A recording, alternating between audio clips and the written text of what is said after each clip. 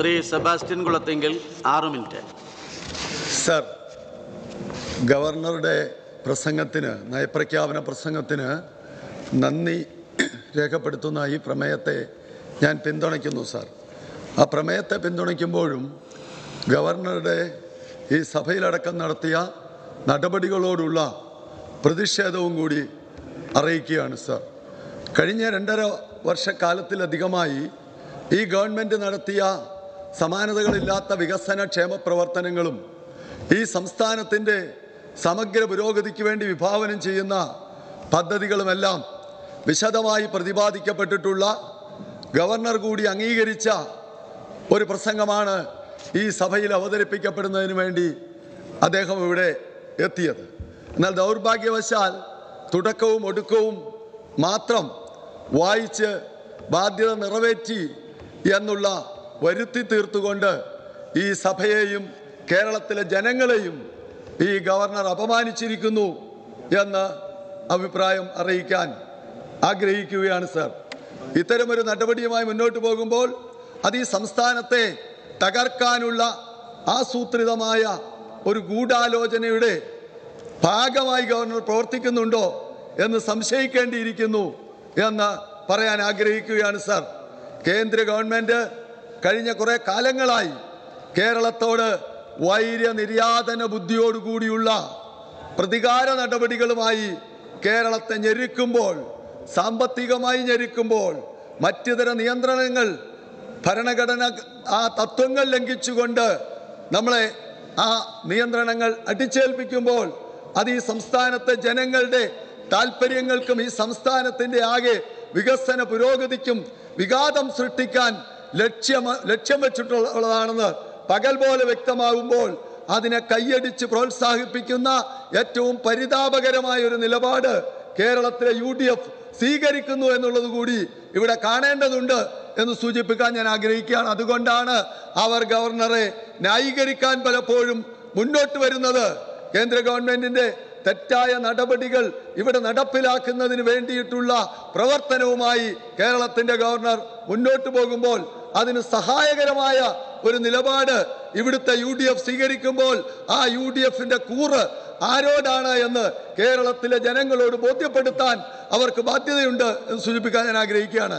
ഇന്ന് രാവിലെ തന്നെ അവർ ഇവിടെ കൊണ്ടുവന്ന റൂൾ 50 നോട്ടീസ് പ്രകാരമുള്ള പ്രമേയം പെൻഷൻ സംബന്ധിച്ചുള്ള പ്രതിസന്ധി ചൂണ്ടിക്കാണിക്കുമ്പോൾ അതിൻ്റെ മൂലകാരണം കേന്ദ്രം പെൻഷൻ കമ്പനിയെയും കിഫ്ബി അടക്കമുള്ള സംസ്ഥാനത്തിൻ്റെ വികസനം നടത്തുന്നതിനും കൃത്യമായി പെൻഷൻ കൊടുക്കുന്നതിനും വേണ്ടി ഈ ഗവൺമെൻറ് കൊണ്ടുവന്ന വലിയ കാഴ്ചപ്പാടോടുകൂടിയുള്ള പദ്ധതികളെയും പ്രവർത്തനങ്ങളെയും ഒക്കെ അട്ടിമറിക്കുന്ന കേന്ദ്ര നയങ്ങളെ എതിർക്കാൻ അവർ തയ്യാറാകുന്നില്ല എന്നുള്ളതാണ് സാർ ഇവിടെ നാം കാണേണ്ട വലിയ യാഥാർത്ഥ്യം എന്ന് സൂചിപ്പിക്കാൻ ഞാൻ ആഗ്രഹിക്കുകയാണ്. നമ്മൾ ധനകാര്യ കമ്മീഷൻ ഗ്രാന്റ് പ്രകാരം 13ാം ധനകാര്യ കമ്മീഷൻ 3.88% കേന്ദ്ര വിഹിതം കേരളത്തിന് നൽകിയപ്പോൾ അത് നമ്മുടെ ഭരണഘടനയുടെ ഫെഡറൽ തത്വങ്ങൾ പ്രകാരം, ഫിസ്ക്കൽ ഫെഡറലിസം പ്രകാരം നമുക്ക് അർഹതപ്പെട്ടതാണ് സാർ.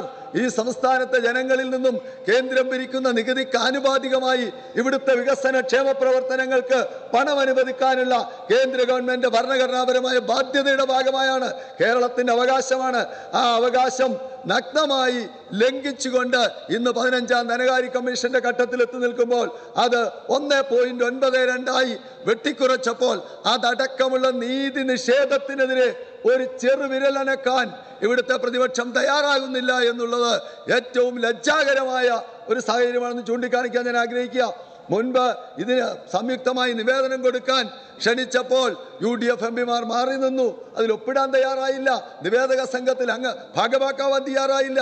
ഇപ്പോൾ തന്നെ 8ാം തീയതി ഈ കാര്യത്തിൽ കേരളത്തിന്റെ പ്രതിഷേധം അറിയിക്കാൻ ഡൽഹിയിലേക്ക് ബഹുമാനപ്പെട്ട മുഖ്യമന്ത്രിയുടെ നേതൃത്വത്തിൽ പോകുമ്പോൾ അതിന് മുന്നോടിയായി പ്രതിപക്ഷവുമായി ചർച്ച നടത്തിയപ്പോൾ ആ ചർച്ചയിൽ നിന്ന് പോലും നിഷേധാത്മകമായ നിലപാടുകളുമായി മുന്നോട്ട് പോകുമ്പോൾ അത്തരം സമീപനമാണ് ഗവർണറുടെ ഈ തെറ്റായ നടപടികൾക്കൊക്കെ പ്രോത്സാഹജനകമാകുന്നത്.